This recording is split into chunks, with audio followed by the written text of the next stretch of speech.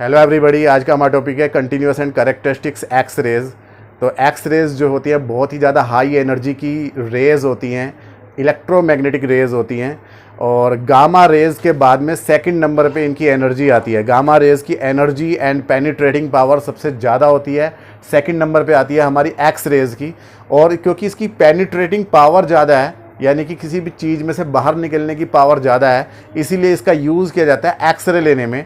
अगर कहीं से किसी की बॉडी में अगर कहीं बोन ब्रेक हो जाए, हड्डी टूट जाए, तो वहाँ पर उसे बहुत ही कम टाइम के लिए एक्सरेज के सामने एक्सपोज किया जाता है। पीछे फोटोग्राफिक प्लेट लगी हुई होती है, तो उस प्लेट के ऊपर जो है उसकी शेडो आ जाती है कि कहाँ कहाँ एक्सरेज गिर रही हैं।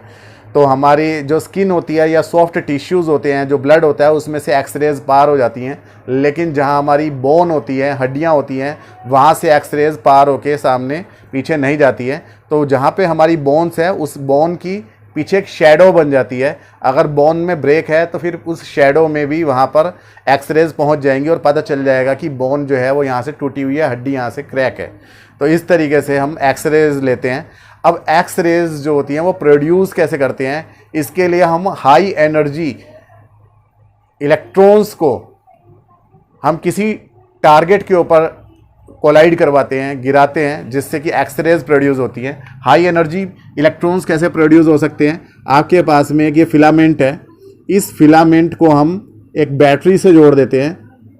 लो वोल्टेज बैटरी से हमने ये जोड़ दिया। इस फिलामेंट के अंदर करंट फ्लो करने लगेगा और फिलामेंट जब गर्म हो जाएगा करंट की वजह से, तो इसमें से इलेक्ट्रॉन्स बाहर निकलने लगेंगे।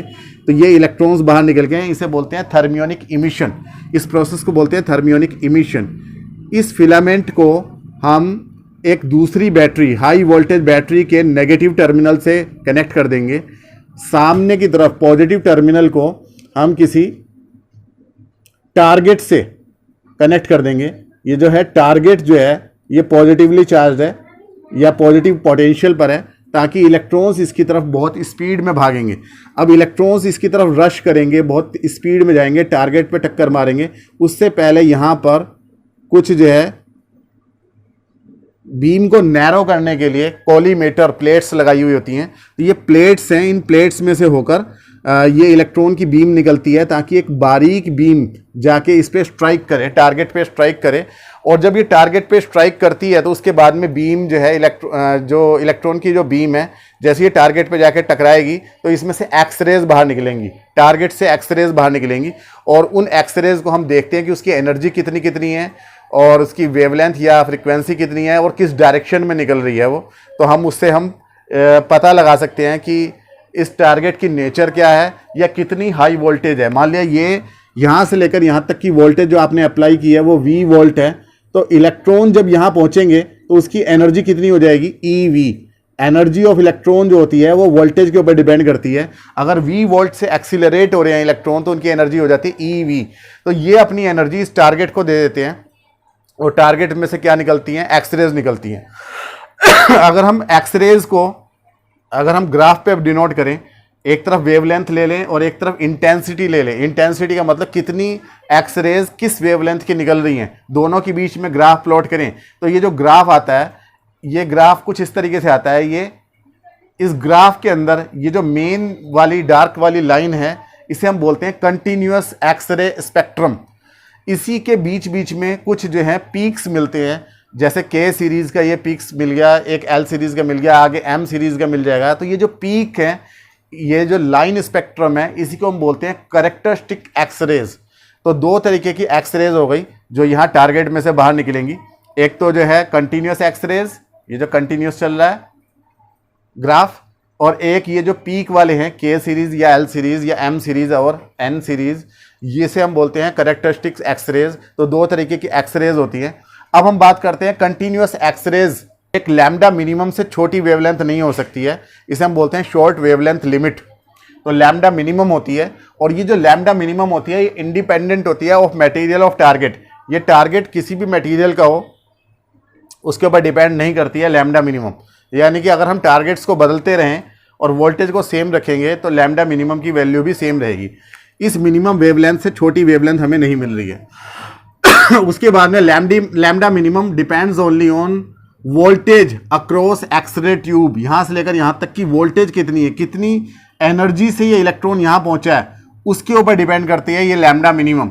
The position of KLM peaks, यानी करेक्टरिस्टिक्स जो पीक्स हैं वो does not depend on the voltage, वो वोल्टेज के ऊपर डिपेंड नहीं करता, बल्कि वो डिपेंड करता है मटेरियल ऑफ टारगेट, यानी कि इस टारगेट का मटेरियल क्या है। सोडियम है तो इसके लिए अलग एक्सरेज निकलेंगी, अलग जगह पे K और L सीरीज होंगी। अगर ये टाइटेनियम है तो उसके लिए अलग होगी। अलग अलग मटेरियल के लिए अलग अलग प्लेस पे हमें ये वेव्स मिलती हैं, करेक्टरिस्टिक्स वेव्स मिलती हैं। अब हम बात करते हैं कंटिन्यूस एक्सरेज कैसे प्रोड्यूस होती हैं। इसी के ऊपर बेस्ड है Duane and Hunt law. Duane and Hunt law क्या है कि जो लैम्डा मिनिमम है वो वोल्टेज के इन्वर्सली प्रोपोर्शनल होती है, यही है ड्यूएन एंड हंट लॉ। तो कंटिन्यूस एक्सरेज कैसे प्रोड्यूस होगी, जब कोई इलेक्ट्रॉन टारगेट से टकराता है तो क्या होता है कि या तो अपनी एनर्जी वो सारी की सारी टारगेट को एक ही बार में दे देता है, या बार बार मल्टीपल कोलिजन होते हैं और टारगेट को धीरे धीरे एनर्जी मिलती रहती है। अगर मल्टीपल कोलिजन हो गए हैं तो मान लिया एक कोलिजन में कुछ एनर्जी मिली तो उसकी वजह से कोई वेव निकली, अगली बार जैसे कि कोई बॉल है वो किसी जगह टकरा के वापस ठप्पा खा रही है, फिर ठप्पा खा रही है, फिर ठप्पा खा रही है, तो बार बार कोलिजन हो रहे हैं, तो बार बार कोलिजन में थोड़ी थोड़ी एनर्जी मिल रही है। थोड़ी थोड़ी एनर्जी का मतलब पहली बार में ज़्यादा एनर्जी मिली, उसके बाद में थोड़ी सी कम, उससे कम एनर्जी जो है जैसे जैसे कम होती जाएगी वेवलेंथ बढ़ती चली जाएगी। लेकिन अगर वो सारी एनर्जी एक ही बार में दे रहा है टारगेट को तो क्या होगा, उसकी एनर्जी कितनी है, इलेक्ट्रॉन की एनर्जी है EV, वो सारी की सारी टारगेट को दे रहा है और उसमें से टारगेट में से क्या निकल रही है, वेव्स बाहर निकल रही हैं। तो जो वेव है उसकी एनर्जी क्या होगी, hν मैक्सिमम होगी, क्योंकि मैक्सिमम फ्रीक्वेंसी निकलेगी। तो EV = hν मैक्सिमम। तो न्यू मैक्सिमम को हम लिख सकते हैं C/λ मिनिमम। तो HC/λ मिनिमम, जहां लैम्डा मिनिमम क्या है, मिनिमम वेवलेंथ लिमिट।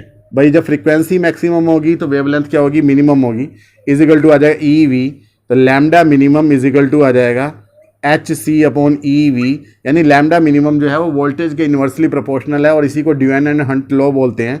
अगर हम इन सब की वैल्यू रख दें, जहाँ H क्या है प्लैंक्स कांस्टेंट, C क्या है speed of light, E electron की का चार्ज है, तो लैम्डा मिनिमम का एक शॉर्ट फॉर्मूला आ जाता है 12400 एंगस्ट्रॉम/V। तो ये एंगस्ट्रॉम में डायरेक्ट वेवलेंथ लिमिट निकाल सकते हैं हम। तो इससे हमें पता चलता है कि अगर जो है वोल्टेज को आप बढ़ाएंगे तो लैम्डा मिनिमम की वैल्यू कम होती चली जाएगी, हायर वोल्टेज के लिए लैम्डा मिनिमम और लेफ्ट साइड में आती चली जाएगी, और राइट साइड की जो लैम्डा मैक्सिमम है वो तो जो है कुछ भी हो सकती है, इनफाइनाइट की तरफ को जा रही है या आगे की तरफ, एसिम्प्टोटिकली आगे की तरफ जा रहा है। तो आपको उम्मीद है कि समझ में आया होगा। मिलते हैं नेक्स्ट वीडियो में जहाँ पे हम करेक्टरिस्टिक्स एक्सरेज की बात करेंगे। तब तक के लिए थैंक यू।